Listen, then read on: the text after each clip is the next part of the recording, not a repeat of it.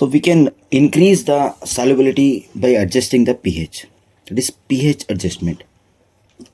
So the wide number of the drugs means the major maximum quantity of the drugs which are either weak acids, they are either weak acids or weak bases. So we can enhance the solubility of weakly acidic drugs or weakly basic drugs depending on the pH of the medium.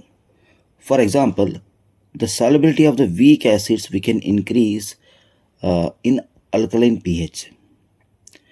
Means weak acids are more soluble at alkaline pH. Then weak bases are more soluble in acidic pH. So just by adjusting the pH by using the buffers, acids, alkalis, we can enhance the solubility. For example, the drugs like phenobarbital and lidocaine, which is a local anesthetic. So we can enhance the solubility of these drugs. Phenobarbital is soluble in alkaline pH, and lidocaine hydrochloride, it is soluble in acidic pH.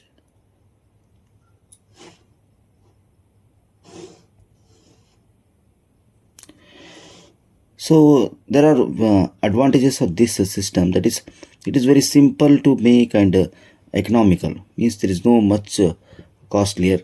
Then it is suitable for liquid dosage forms or in preparation of liquids. Then there are some limitations also there, that is there is a high risk of the precipitation formation if the pH change.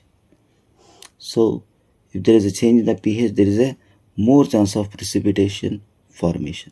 So this is the main disadvantage. Then another easiest technique is salt formation.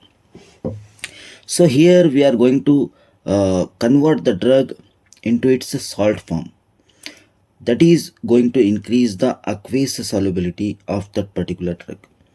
Means here we are going to convert the drug in its salt form, so that this salt form of the drug is easily soluble in aqueous medium or any other liquid medium.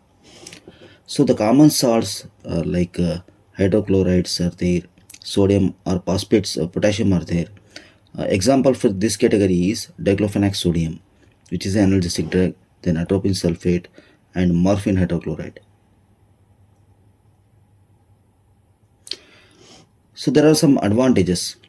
So we can easily improve the dissolution, and there is a better stability after dissolution also. There is no problem with the stability. Then there are some disadvantages. So it is not applicable to all category of the drugs, only limited we can use. And some salts are maybe hygroscopic in nature, means they are going to absorb the moisture from the climate. The next method is co-solvency technique. What we can do here in the co-solvency technique means here we are adding some second solvent or another solvent which is water miscible. Now what are the miscible liquids or water miscible solvents? Suppose in this liquid system to the water we are adding some other solvent also. We are adding some other solvent, that is second solvent, which is water miscible. And here this second solvent or co-solvent, how it is act means it is going to act by reducing the dielectric constant of water. What is dielectric constant? So dielectric constant is nothing but it is the measure